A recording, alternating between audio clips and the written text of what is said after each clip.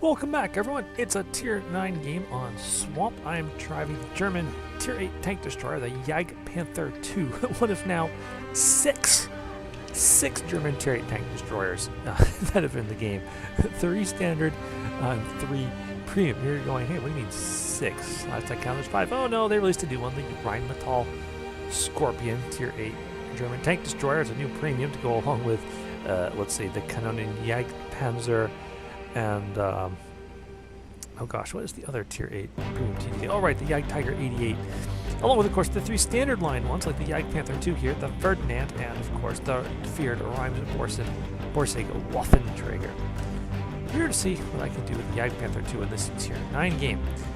Now, most people go to D4 with their tank destroyers in this map, because you can sit there and, pile shots with somewhat impunity into enemy heavy tanks. It's going to be a big heavy tank to fight in that corner. I'm thinking about it. I'm like, nah, I'll come here and support my medium tanks. There's not a lot of them. There's that Centurion one in the team. But then I see this RU-251 has gone completely ham up here. So I pop up, I finish off his first attacker.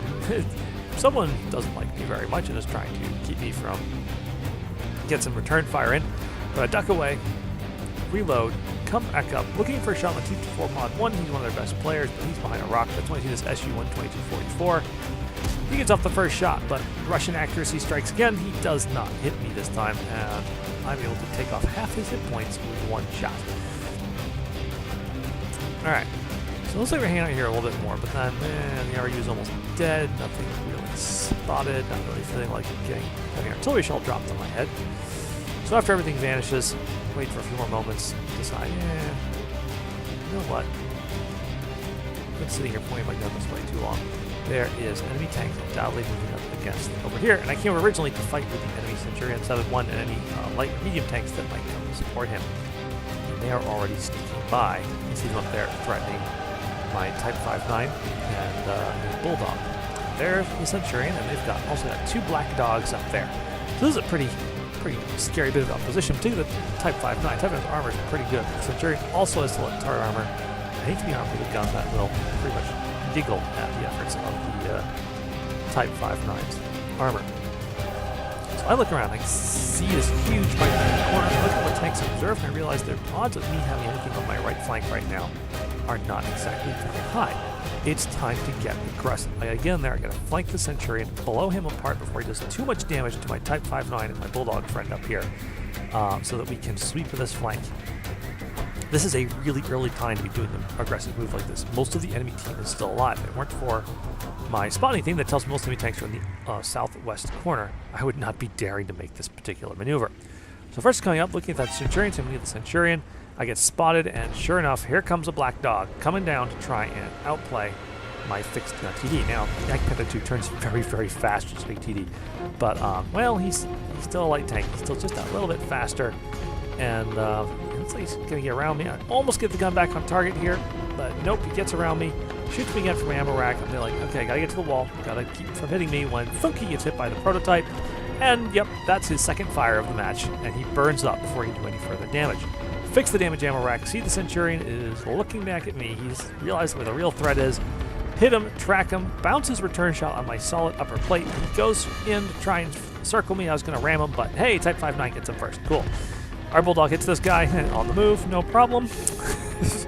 And we have just cleared this flank. All the other enemy tanks have now been spotted in the southwestern corner. So, just hiding from their artillery, I did after all just kill one of his platoon mates, that Centurion 7's platoon of the Lorraine RE. Once I'm sure it's safe, start advancing. I'm very thankful for the prototype behind me. If he hadn't been there, that Bulldog might have taken me out. But now, even though I'm down to about half health, I'm still healthier than either of my 2 Compré tier tanks. It's time to move in, do some serious flanking action, and start taking the enemy team out. We've still got a lot of tanks holding them up on the other corner. And I've decided I'm just going to come right up here and hope I can stay in a more or less hold-down position so that I can maximize my armor protection while I start doing as much damage as possible to the enemy team. So I come up here, looking for targets.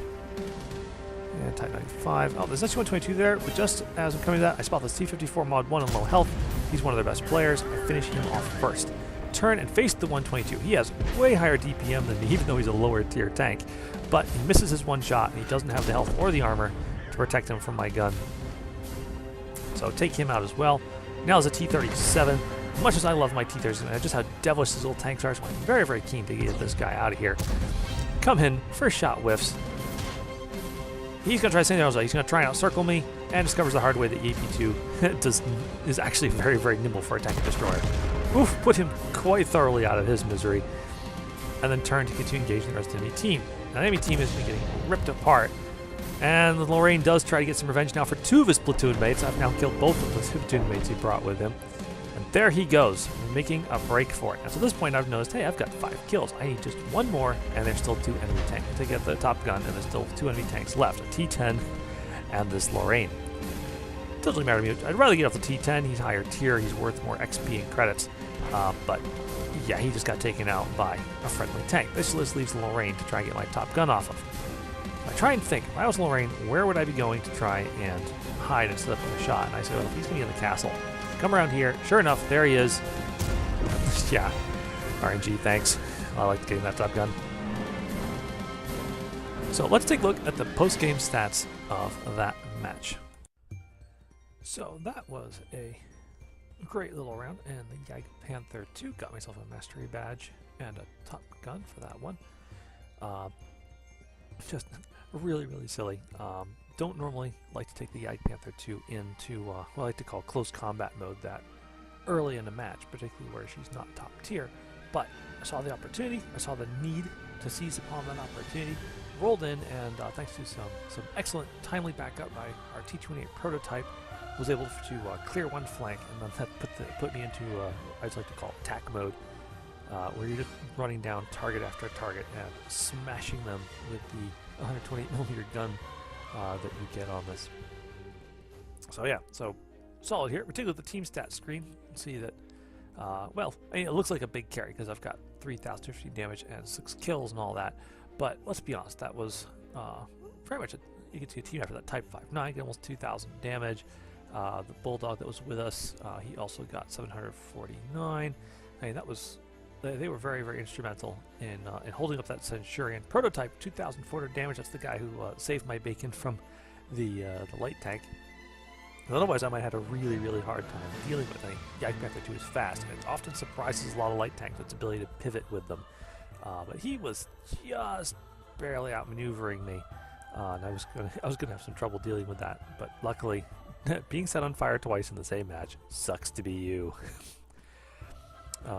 Yeah, enemy team actually did pretty good. The T-10, solid damage total. T-32, he's all right. Centurion had a pretty darn good match, but once I got behind him, there was not much he could do to save himself. I'm actually surprised the T-95 did not do better. It's usually a behemoth of a tank when he just gets to roll up in front of the enemy team and just start unloading on them. But them's the breaks, I suppose. 2 of the personal stats: 11 shots fired, 9 hits, 9 pens, and with 9 pens and 3,200 damage, most of it done at very close quarters. Well, you can see this is not how I usually play the JagdPanther II. I usually prefer it as a long-range sniper, like you saw me doing at the very start of the match. But there's a time when you got to realize that it's just time to go in and try and make it happen. Anyways, very, very quick match, only 6 minutes, and managed to make a profit, 26,122 credits, and came with a very solid 3,600 experience, which of course all got poured straight into my now up to working on their 4th skill crew, and 184 free XP for use on other tanks in the future. I hope you all enjoyed watching that match. Good game, and good night.